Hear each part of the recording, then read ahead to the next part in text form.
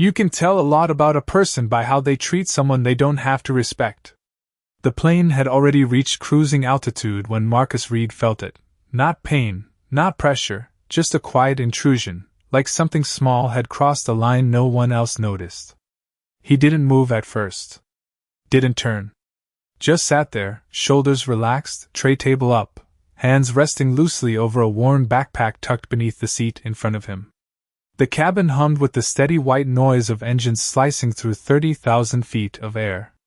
Soft overhead lights. The faint smell of reheated coffee. A baby crying somewhere near the back. Normal. Ordinary. And then there it was again. A shift. A subtle nudge against the back of his seat. Marcus lowered his gaze slightly, just enough to see the edge of it.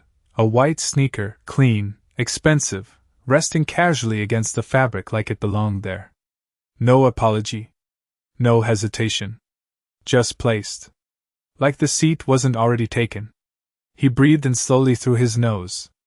Held it. Let it out. Not yet.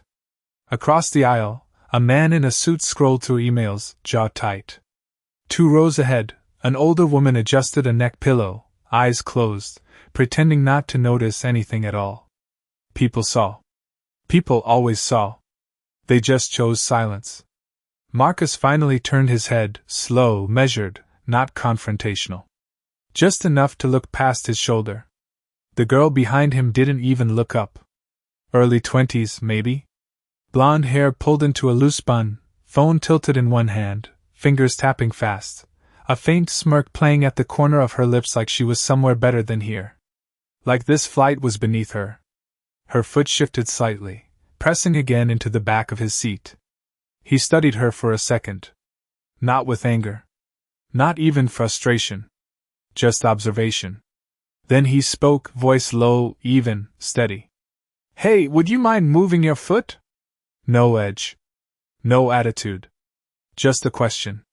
She sighed before she even looked up, like the inconvenience had already offended her. Her eyes flicked to him briefly, then away. It's not even touching you, she muttered, barely loud enough to register as a response.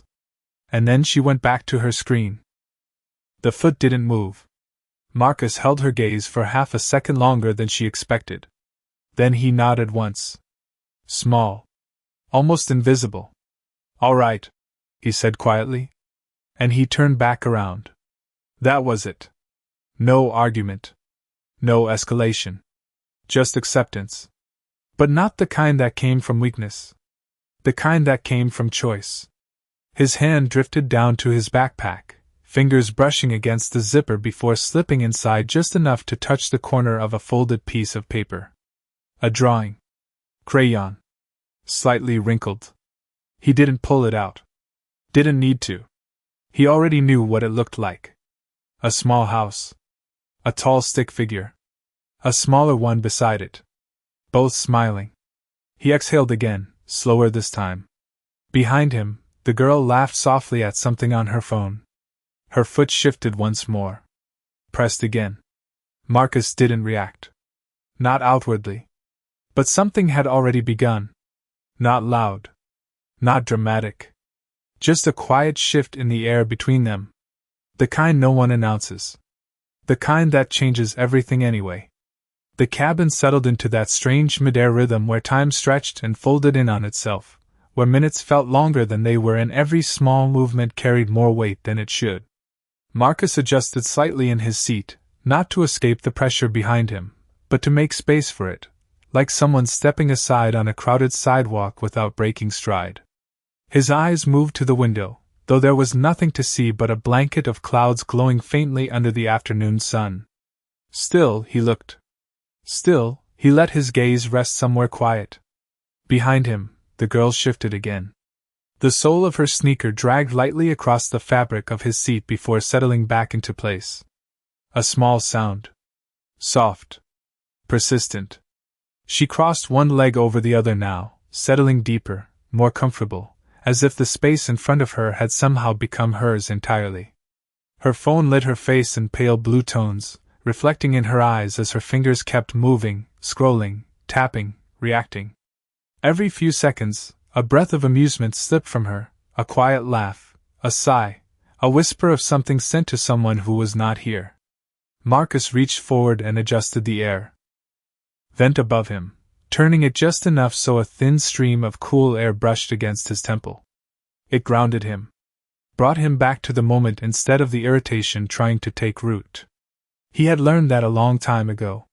You do not fight every battle. Some are not worth the noise. Some are not even about you. A flight attendant passed down the aisle, her smile practiced but kind, checking seat belts, offering water, keeping everything moving smoothly. When she reached their row, her eyes flicked briefly to the foot pressed against Marcus's seat. She noticed. Of course she noticed. But she kept walking. Not her place. Not yet. Marcus watched her go, then glanced across the aisle again. The man in the suit had stopped typing. He was watching now, just barely, from the corner of his eye. Curious. Not involved. No one ever wanted to be the first to say something. Marcus leaned back slowly, letting his shoulders settle into the seat, accepting the pressure instead of resisting it. The motion caused the girl's foot to bounce slightly, and this time she reacted, pulling it back just an inch before placing it right back where it had been. Deliberate now. A choice, not an accident. Marcus noticed that. He noticed everything. But he said nothing. His hand moved again to his backpack, this time unzipping it just enough to pull out a small pair of children's headphones, bright purple, one side decorated with a sticker that had started to peel at the edges. He turned them over in his hands for a second, thumb brushing across the worn plastic, then set them gently on his lap. A memory, not an object. Something that reminded him who he was outside of this seat, outside of this moment. Behind him, her voice broke through the hum for the first time. Do you mind not leaning back so much? She said, not loudly, but with just enough edge to carry forward. Marcus paused. Not because of the words. Because of the tone. He turned his head again, slower this time. I am just sitting, he replied calmly. She tilted her head, a faint smile returning, not warm, not kind. Yeah, well, it feels like more than that. A beat passed. Marcus held her gaze steady, unreadable. Then he nodded once again. All right, he said. And he faced forward. No correction. No defense. Just space. The kind that leaves room for something else to grow. The plane shifted slightly as it cut through a thin pocket of turbulence, not enough to alarm anyone, just enough to remind every passenger that they were suspended miles above the ground with nothing but air holding them in place. A few heads lifted. A few hands tightened around armrests. Then everything steadied again. The hum returned.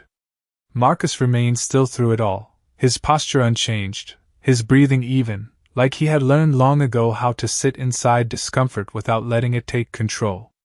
Behind him, Chloe adjusted again, her foot slipping for a second before landing back against his seat with a firmer press this time, almost like she was testing how much space she could claim without being stopped.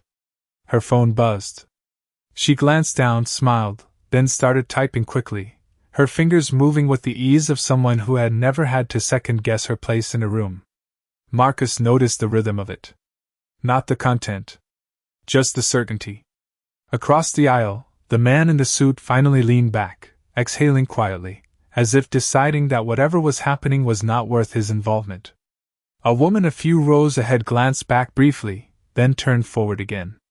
Eyes flicker. Attention fades. That was how most things passed in public spaces. Marcus reached down and picked up the small pair of purple headphones from his lap, turning them once in his hands before carefully placing them back into his bag. His movements were unhurried, deliberate, like each action had weight even if no one else saw it. The seat shifted again as Chloe crossed her legs in the opposite direction, her sneaker brushing the fabric with a soft, repetitive tap. Tap. Pause. Tap. It was not loud, but it was constant. A presence that refused to disappear. Marcus closed his eyes for a brief moment, not in frustration, not in surrender, but in focus. He counted one breath in. One breath out. Then another. When he opened his eyes again, something had settled inside him. Not acceptance. Not resignation. Just clarity. A flight. Attendant's voice came over the intercom, calm and practiced, announcing light turbulence ahead and asking passengers to remain seated with their seat belts fastened. The cabin lights dimmed slightly, casting everything in a softer glow. Chloe sighed audibly, shifting again, clearly irritated by the interruption to whatever world existed on her screen. "This is taking forever," she muttered under her breath, though loud enough for Marcus to hear. He did not respond. Did not turn. Instead, he reached forward and lowered his tray table, not to eat, not to work, but to create a small boundary, a physical line between himself and the pressure behind him. The motion caused her foot to slide off momentarily, and for a brief second, the space returned to him. But only for a moment. Her sneaker found its way back, this time resting slightly higher, closer to the top of his seat. More visible. More intentional. Marcus glanced at the edge of it, then forward again. Still no reaction. Still no confrontation. Just presence. A few rows back, a child's voice rose suddenly, sharp with frustration, followed by the soft murmur of a parent trying to calm them. The sound carried forward, cutting through the quiet tension in a way nothing else had. Chloe looked up this time, just briefly, her eyes scanning toward the source of the noise before returning to her phone. But something lingered in her expression for half a second longer than before. Not concern. Not yet. Just awareness. Marcus heard it too. The strain in the parent's voice. The tired patience. Something familiar. He shifted slightly in his seat, not to escape, but to listen. And for the first time since the flight began, his attention moved away from the girl behind him entirely. Towards something else. Something that mattered more. The child's voice did not stop this time. It rose again, thinner now, stretched by frustration and something closer to exhaustion. Not loud enough to disturb the whole cabin, but sharp enough to cut through the steady hum of the engines. Marcus turned his head slightly, just enough to look past the aisle without fully leaving his seat. 2 rows back, a young mother leaned toward her son, her voice low, patient, repeating the same quiet reassurance that was no longer working. The boy sat rigid, fists tight against his small knees, eyes wide in a way that had nothing to do with the flight itself. Overhead bins rattled faintly as another pocket of air shifted beneath the plane. Not dangerous. Just unfamiliar. And for a child, unfamiliar could feel like everything. Marcus watched for a moment, not staring, not intruding, just noticing. The kind of noticing that did not demand attention but offered it anyway. He leaned forward slightly, unbuckling his seat belt with a soft click, the sound almost swallowed by the cabin noise. The movement caused the seat to shift again, and Chloe's foot slid down abruptly, losing its place for a second.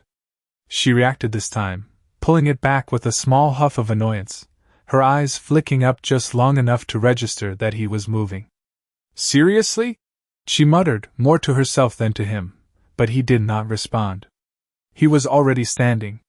The aisle was narrow, forcing him to turn sideways as he stepped out, one hand resting lightly on the top of the seats to steady himself.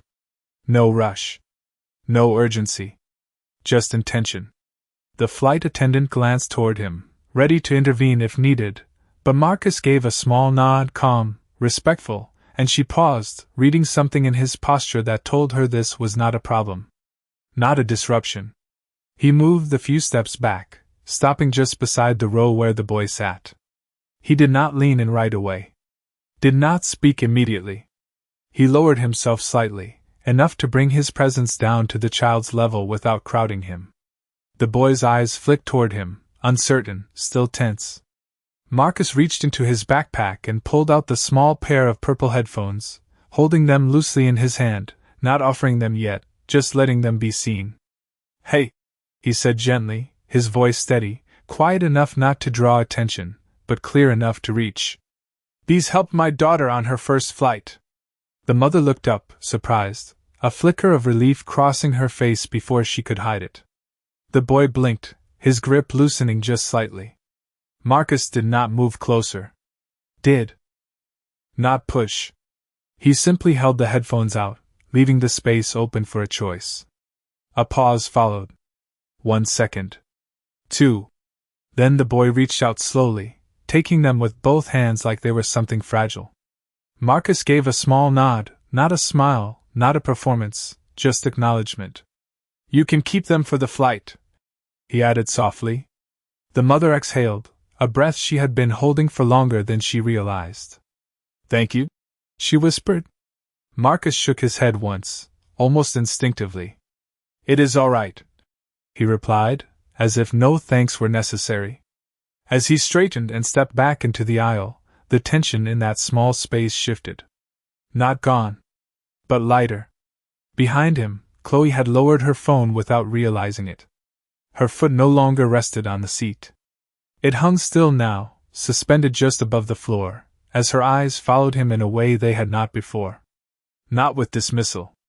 Not with annoyance. But with something unfamiliar. Something quieter. Something that had just begun. Marcus stepped back into his row with the same quiet care he had used to leave it, turning slightly to pass through the narrow space without brushing against anyone, his hand briefly touching the top of the seat as he lowered himself back down. The seat cushion gave beneath his weight, familiar, steady, and for the first time since the flight began, there was no pressure from behind. He did not look back right away. He did not check. He simply sat, fastening his seatbelt again with a soft click, his movements unhurried, as if nothing unusual had happened at all.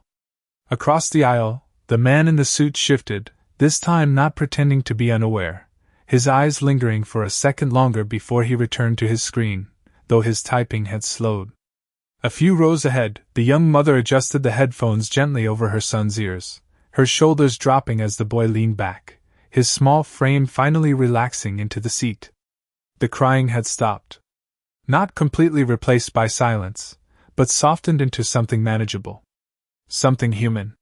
Marcus rested his hands on his lap, fingers loosely interlaced, his gaze forward, steady, present. Behind him, Chloe had not moved. Not her phone. Not her posture. For a moment, she seemed suspended in the space between what had just happened and what it meant. Her foot, which had claimed his seat so easily before, now rested flat on the floor, still, as if it no longer knew where it belonged. She looked down at her hands, then at her phone, then back toward the aisle where Marcus had been standing just moments earlier. The screen in her hand dimmed, the conversation she had been so absorbed in fading into something distant and unimportant. She shifted in her seat, not with the same careless ease as before, but slower, more aware of the space around her, of the people within it. Her eyes lifted again, this time settling on the back of Marcus's head. Not judging. Not dismissing. Just observing. Really seeing, perhaps for the first time. The plane leveled out, the faint vibration smoothing into a steady glide. Overhead, the seat belt sign flickered but remained on, a quiet reminder to stay where you are, to remain grounded even while suspended in the sky. Chloe swallowed, her throat tightening slightly, though she could not quite explain why. She glanced at the aisle, then at the boy a few rows back, now quietly adjusting the headphones, his fingers tracing the worn sticker along the side. Something about that detail caught her. Not the object itself, but the fact that it had been used, held, carried. That it belonged to a story she had not considered before. Her gaze returned to Marcus. His shoulders were relaxed. His posture unchanged. He had not turned around. Had not checked if anyone noticed. Had not waited for acknowledgment. He simply existed in the same calm space he had held from the beginning. Chloe shifted again, this time pulling her legs in closer, her posture tightening slightly, not from discomfort, but from awareness. The space between them had changed. Not physically. But something in it felt different. Quieter. Heavier in a way that was not unpleasant, just unfamiliar. She looked down once more at her phone, then slowly pressed the side button, letting the screen go dark completely. For the first time since takeoff, she sat without distraction, without noise, without the constant movement of her fingers filling the silence. And in that silence something settled. Not all at once. Not dramatically. Just a small, steady shift, like a thought forming that she could not ignore anymore. The silence did not feel empty anymore. It felt full. Not with noise, not with tension, but with something quieter that settled into the space between people when no one was trying to control it. Marcus sat with his gaze forward, eyes soft but focused, as if he were listening to something beyond the hum of the engines. His hands rested loosely on his lap, fingers still, shoulders relaxed, the kind of posture that came from being at ease with himself rather than the situation around him. A flight attendant moved down the aisle again, slower this time, offering small cups of water, her voice gentle as she checked in with passengers. When she reached Marcus, he looked up briefly and accepted one with a quiet, "Thank you." His tone calm, unremarkable, yet grounded in a way that lingered just a moment longer than expected. She nodded, almost instinctively, before continuing on. Behind him, Chloe watched that exchange without meaning to. It was not what he said. It was how he said it. No performance. No effort to be seen. Just simple, direct respect. She shifted slightly in her seat, her hands now folded together instead of holding her phone, her fingers tracing the edge of her sleeve as if she needed something to occupy them. The boy a few rows back leaned his head against his mother's shoulder, the purple headphones slightly oversized against his small face, the faint outline of a cartoon sticker catching the light. His breathing had evened out. The tension was gone. Or at least, it had softened into something manageable. Chloe noticed the way the mother kept glancing toward Marcus, not staring, not drawing attention, just checking, as if she were still processing what had just been given without expectation. Chloe looked down at her own shoes then. Clean. Untouched. Carefully chosen. She lifted one foot slightly off the floor, holding it there for a second, as if remembering where it had been before. Then she set it back down, flat, aligned with the other, her posture adjusting subtly, almost unconsciously. The space around her felt different now. Not smaller. Just more defined. She became aware of the narrowness of the seat, the closeness of the rows, the shared air, the quiet agreement that everyone here was temporarily connected whether they wanted to be or not. Her eyes drifted forward again, resting on the back of Marcus's seat. No longer something to lean against. Something to respect. She hesitated for a moment, her lips parting slightly as if she might say something, but the words did not come. Not yet. Instead, she leaned forward just a fraction, enough that her voice, when it came, would not carry beyond the space between them. "Hey," she said softly, her tone different now, stripped of the earlier edge, uncertain in a way that did not come naturally to her. Marcus turned his head just enough to acknowledge her, not fully, not sharply, just present. "Yeah?" he replied. She paused, the words catching for a second, her eyes flicking briefly toward the aisle before returning to him. I did not realize." She started, then stopped, her voice trailing off as if the sentence itself was not enough to hold what she meant. Marcus watched her, not filling the silence, not rescuing her from it. Just waiting. Giving space. Chloe exhaled slowly, her shoulders dropping just a fraction. "About earlier," she said finally, quieter now. "I should not have." She did not finish the sentence. She did not need to. Marcus held her gaze for a moment, steady, unreadable, then gave a small nod. Not approval. Not dismissal. Just acknowledgment. "It is all right," he said simply. No lecture. No correction. Just a boundary that did not need to be defended. Chloe sat back slowly, the weight in her chest shifting, not gone, but lighter, as if something had been set down that she did not realize she was carrying. And in that moment, nothing else was said. Nothing else needed to be. The moment passed, but it did not disappear. It lingered in the space between them, quiet and steady, like something that had settled into place without needing to be named. Marcus turned forward again, his attention returning to the cabin, to the rhythm of the flight, to the small details that most people overlooked but he had learned to notice. The plane continued its path through the sky, smooth now, the earlier turbulence fading into memory. A faint announcement came over the intercom, the pilot's voice calm, letting passengers know they would begin their descent in about 20 minutes. Seat backs upright soon. Tray tables stowed. The usual routine. Around them, people began to shift again, the subtle movement of a shared ending approaching. Bags adjusted. Screens turned back on. Conversations picked up in low tones. Chloe did not reach for her phone this time. She sat still, her hands resting in her lap, her fingers no longer searching for something to do. Instead, her gaze moved slowly across the cabin, taking in the people around her in a way she had not before. The older woman across the aisle now awake, adjusting her glasses. The man in the suit finally closing his laptop, his shoulders loosening slightly. The young mother a few rows back brushing her son's hair gently away from his forehead, the boy still wearing the purple headphones, eyes closed, calm. Chloe watched that for a moment longer than necessary. Something about it stayed with her. She shifted in her seat again, but this time it was not careless. It was deliberate. She leaned forward slightly, her hands moving to the pocket in front of her, pulling out a small bottle of water that she had not touched earlier.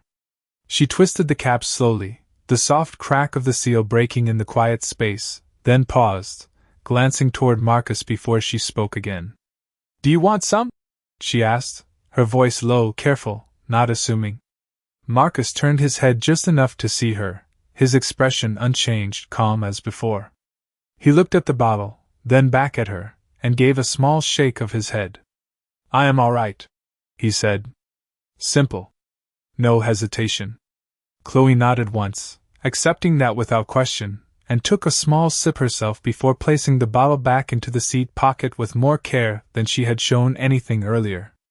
Another announcement followed, this time from a flight attendant, reminding passengers to prepare for landing. The cabin lights brightened slightly, signaling the shift from stillness to motion. Marcus reached forward and raised his tray table, locking it into place with a soft click, then checked his seat belt, tightening it just enough. His movements were consistent, grounded, the same quiet precision that had marked everything he had done since the beginning of the flight. Chloe watched him again, not openly, not staring, but aware. She noticed the way he moved without rushing, without tension, as if he trusted the process of things without needing to control them. She looked down at her own seat, at the space in front of her that she had taken for granted earlier, and then back at him. A small breath left her, almost unnoticed. "Hey," she said again, softer this time. Marcus turned slightly, giving her his attention once more. She hesitated, then spoke, her voice steadier now. "Thank you, for what you did back there." She did not point. She did not explain. She did not need to. Marcus held her gaze for a brief moment, then gave another small nod. "He just needed a little calm," he replied. No credit taken. No weight added. Just a statement of what was. Chloe absorbed that, her eyes lowering slightly as she nodded in return. The plane began its descent then, a gentle angle downward, the engines adjusting, the ground somewhere far below slowly rising to meet them. Outside the window, the clouds parted just enough to reveal faint outlines of roads and buildings, distant and small. Inside the cabin, something had shifted as well. Not loudly. Not dramatically. Just enough to be felt by those who were paying attention. And this time, Chloe was. The descent continued, slow and steady, the kind that you barely felt unless you were paying attention, a gentle lowering of the world outside and something quieter shifting inside the cabin as people prepared to return to their separate lives. The seatbelt signs remained lit, a soft chime echoing through the overhead speakers as a final reminder, and one by one, tray tables clicked into place, window shades lifted, conversations resumed in hushed tones that carried just enough to be heard but not enough to matter. Marcus sat as he had before. Composed, present, his gaze occasionally drifting toward the window now that the clouds had thinned enough to reveal patches of land below, roads cutting through neighborhoods, tiny cars moving like slow dots across a distant grid. He did not rush to gather his things. He did not check his phone. He simply remained where he was, as if the transition from sky to ground did not require him to change anything about himself. Behind him, Chloe adjusted her seatbelt, pulling it slightly tighter across her lap, her movements more careful now, more aware of the small sounds they made, the space they occupied. She glanced down at her shoes again, then forward, then to the aisle, her eyes moving with a quiet intention that had not been there before. A flight attendant paused near their row, offering a brief smile as she checked that everything was secured, her eyes passing over both of them with the same neutral professionalism, though something in her expression softened for just a second longer when she looked at Marcus. Chloe noticed that too. She noticed more things now. The way people responded to him without needing to say anything. The way he carried himself without asking for attention. The way his presence seemed to lower the volume of whatever space he entered without demanding it.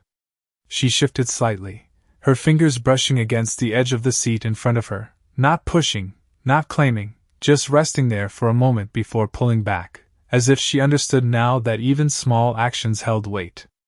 A soft thud sounded from below as the landing gear began to deploy, the mechanical shift subtle but unmistakable, signaling that the ground was no longer abstract, no longer distant. It was coming. The engines adjusted again, a low change in pitch that seemed to settle into everyone's chest at once. Marcus took a slow breath in, then out, his shoulders rising and falling just enough to mark the moment. Behind him, Chloe leaned forward slightly, not enough to intrude, just enough to close the distance that had once been filled with something careless. "Can I ask you something?" she said quietly, her voice steady but softer than before, shaped now by something closer to respect than curiosity. Marcus turned his head just enough to meet her halfway, not fully, not sharply, just present as always. "Sure," he replied. Chloe hesitated for a fraction of a second, as if choosing her words more carefully than she was used to. "Why did you not say anything earlier?" she asked. Not defensive. Not challenging. Just honest. Marcus held her gaze for a moment, his expression calm, unchanged, then glanced briefly toward the window before returning his attention to her. "Because it would not have helped," he said simply. No explanation beyond that. No need to justify. Chloe absorbed the answer, her brows drawing together slightly as she turned it over in her mind. It was not what she expected. It was not what she was used to. And yet, it made sense in a way that was difficult to argue with. The plane dipped a little lower, the ground now clearer, buildings larger, details sharper, the abstract becoming real again. Inside the cabin, the shift continued, quiet and steady, like something that had begun long before landing and would not end when the wheels touched down. Chloe leaned back slowly, her eyes drifting forward, her posture settling into something more grounded, more aware. And for the first time since she boarded, she did not feel above anything. She felt part of it.